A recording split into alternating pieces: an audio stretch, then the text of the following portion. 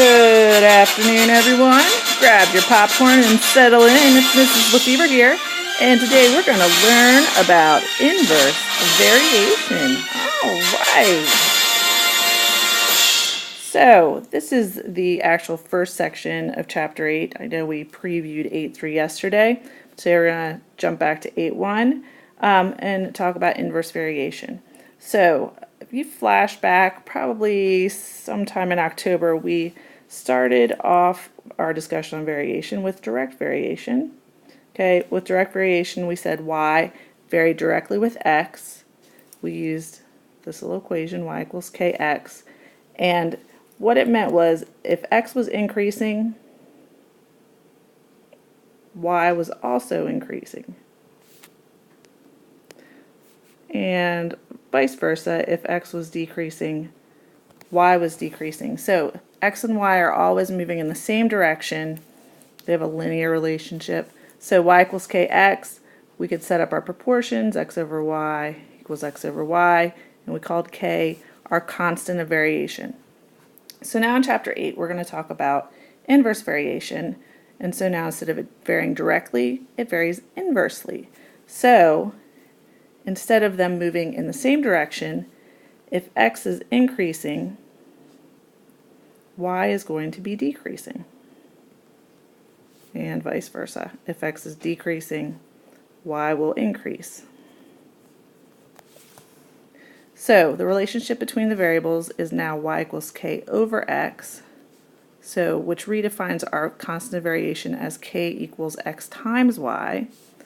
And when we set up our proportions, it'll be x1 over x2 equals y2 over y1. So it has this inverse relationship. So an example of an inverse relationship, inverse variation, would be something like the gallons of gas in a car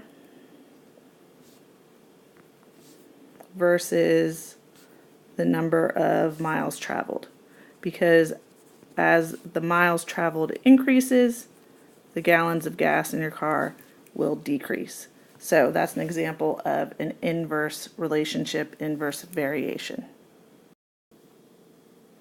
So to go along with the inverse variation, now we can have combined variations where we have more than just two variables and maybe one is varying directly, one's indirectly, both are directly. So we word these a little differently. So if we come across a variation and it's worded z varies jointly with x and y, that means as z increases, the product of x and y also increases. So this has a direct variation. It's just a joint variation because x and y, two variables, are increasing the same time z is. So there's that joint variation. It also might be stated z varies jointly with x and y and inversely with w. So now x and y are directly varying with z and w is inversely varying. So that's why the xy is going to show up on top and the w on the bottom because it's inverse. So as z increases,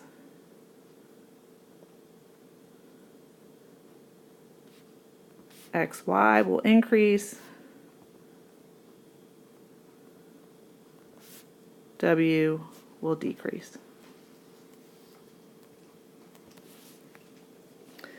Then you could also have something like z varying directly with x and inversely with the product wy, and that's just going to show up exactly the way it sounds. Z increases, x will increase, and then w times y, that product is going to decrease. So they have that inverse relationship.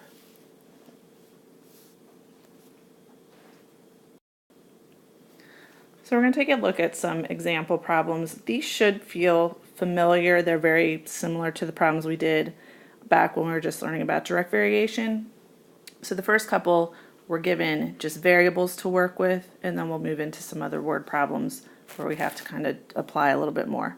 So the first example, we're given that y varies inversely with x. So immediately you know that your equation is going to look like y equals k over x, because that's our inverse variation equation. So then it gives us this point, 18, 1, 6. So 18 is going to be our x value, and 1, 6 will be our y value. So we're going to put that into our y equals k over x to find k, which remember that is our constant of variation. So if I plug in 1/6 equals k over x is 18, now we can cross multiply. So we'll get 6k equals 18. If you divide both sides by 6, we'll get k equals 3. So now we know our constant of variation is 3. Now it says we want to find y when x is 15. So again, we're going to go back to that y equals k over x, but now we know k is 3. So y equals 3 over x. We're going to plug in our x value of 15, so y equals 3 over 15. Just simplify your fraction. Y equals 1/5. Okay, so you're going to first have to look at the wording to decide what your equation is going to look like, and then once you have that equation, you're going to find your constant of variation and then plug in your values to find whatever value they're asking for. So number 2 says z varies jointly with x and y. So z varies jointly with x and y. Remember, that means that they're both directly varying with z. So our equation is going to look like z equals k times x times y, because they're all varying directly. Now we're given this triplet, 3, 4, 9. So this is our x, y, z values. So we're going to plug those into our z equals k times x times y to find our constant of variation. So z is 9, k, we know x is 3, y is 4. So we have 9 equals 12k. So k is 9/12, which reduces to 3 over 4. Now we're going to go back to our original equation, z equals kxy, but we now know that k is 3/4. So z equals 3/4 xy, and we're looking for z when x is 8 and y is 10. So z equals 3/4, x is 8, y is 10. Multiply that out. 3 times 8 is 24, times 10 is 240, divided by 4, z is 60. Okay, so again, the big thing that you need to worry about is when you're just reading this, you gotta look at, it says varies jointly. That means directly. If it's inversely, you're going to use that y equals k over x. So setting up your original equation is really important so that you're finding the right constant of variation. Okay, example 3, again, is very similar. It's important to pay attention when you're reading so we know how we're going to set up our initial equation. So it says z varies directly with x and inversely as y. So our original equation is going to look like z equals kx, that gives us that direct variation, over y gives us the inverse. Then we have our 0.6, 5, 12, that's x, y, z. Plug in and we're going to find k, so z is 12 equals k times x is 6 over 5. If you multiply both sides by 5, we now have 60 equals 6k, so k equals 10. Now we're going to plug that back into our original. Z equals k is 10, so 10x over y. We're looking for z when x is 28 and y is 20, so we'll plug those in. So z equals 10 times 28 over y, which is 20. So that's 280 divided by 20, which is 14. So Z is 14. Again, just make sure you're setting it up properly. Make sure you pay attention. Remember, directly means we're going to multiply right with the K. Inversely means we're going to have it in the denominator. Okay? Pay attention to that, and it shouldn't be bad. So on the next problem, example 4, the first thing we have to decide is whether or not it's a direct or inverse relationship. So it says 3 workers can build a part in 7 hours. How long will it take 5 workers to build the same part? So you want to think about the relationship between the number of workers and the number of hours required to do the job. So it makes sense that as the number of workers goes up, that the time required should go down. So because they're moving in opposite directions, number of workers going up, time will drop. This will be an inverse relationship. Okay, inverse relationship, remember, y equals k over x. So we're going to say y is our time. Pardon me. Y is our time, and x is our workers. So it says it takes 3 workers 7 hours. So y is 7 equals k over 3, which means k equals 21. That's our constant of variation. We want to know how long it's going to take 5 workers. So we're looking for the time. We know k is 21, and x will be the number of workers, which is 5. Just simplify that. So y is 4 1/5 hours, or 4 hours and 12 minutes. Okay, so again, you can reason out, think through the relationship between the variables. You should be able to reason out if they're going to be moving in the same direction, that will be a direct variation. If they're moving in opposite directions, then it's going to be an inverse relationship. Okay, number 5 says the number of bags of mulch you need to cover a planting area varies jointly with the area to be mulched, A, in square feet, and the depth of the mulch, D, in, we're going to change this feet to inches. Okay, so we'll just, that should be inches. Okay.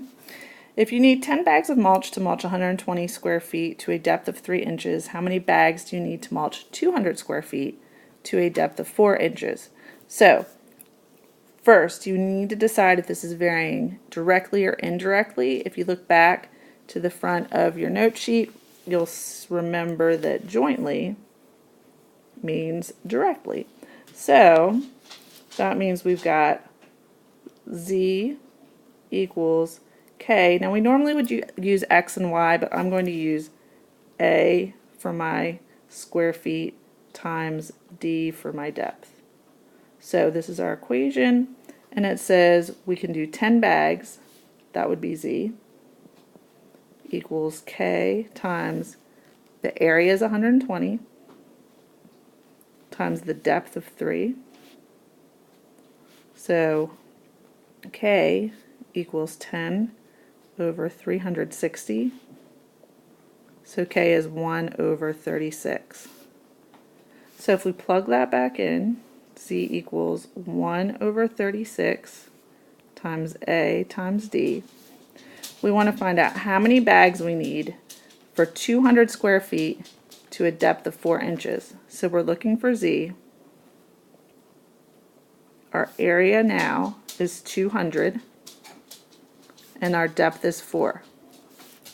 We multiply that out, you get 800 over 36, which comes out to 22.2, but we can't have part of a bag, so it's going to take us 23 bags. Okay, again, setup isn't bad as long as you remember jointly means it's varying directly. So for our last example, It says, after a major storm, your math class volunteers to remove debris from yards, because we're so kind. So the table shows the time t in minutes it takes a group of n students to remove debris from an average sized yard. So the very first thing I want you to do is, in your table, I think your numbers in the very last column are different. Change that to 15, 15. I don't know what happened there. So fix that up. So then part A says, show mathematically if this is a direct or inverse relationship. So the way we're going to do that is we're going to find K, first assuming it's direct, and then assuming it's an inverse relationship. And we're going to do that for a couple sets of data. And if we get the same K value for when we're testing for direct, that means it's direct. If we get the same K value when we're testing for inverse, then we know that it's an inverse relationship. So let's start with direct. So direct. So I'm going to check using y equals kx.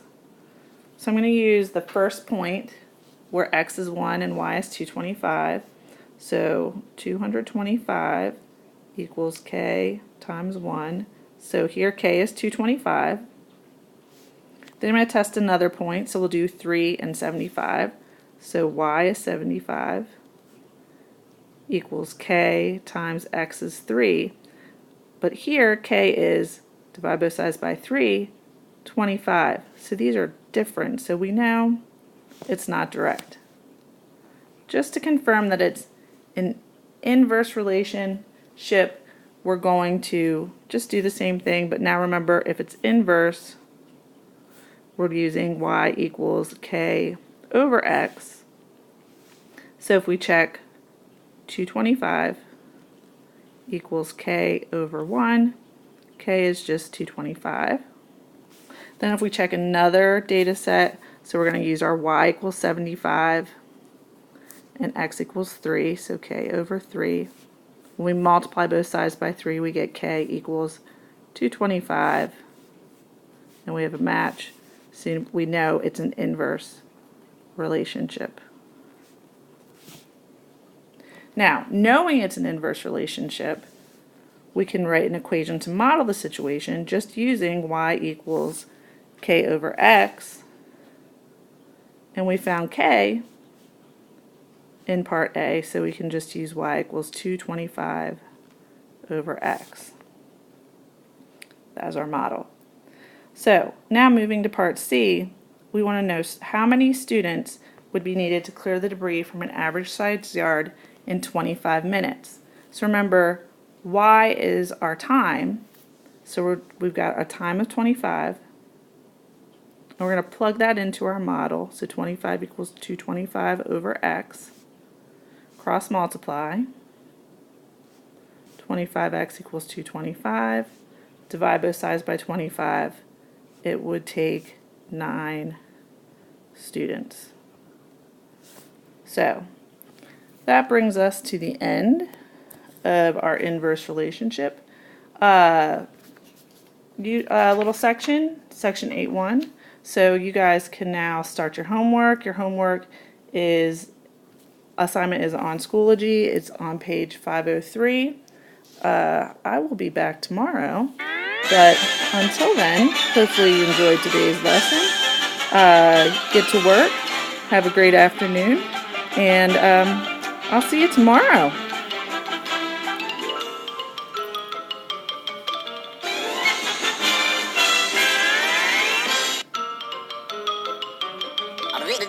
That's all, folks.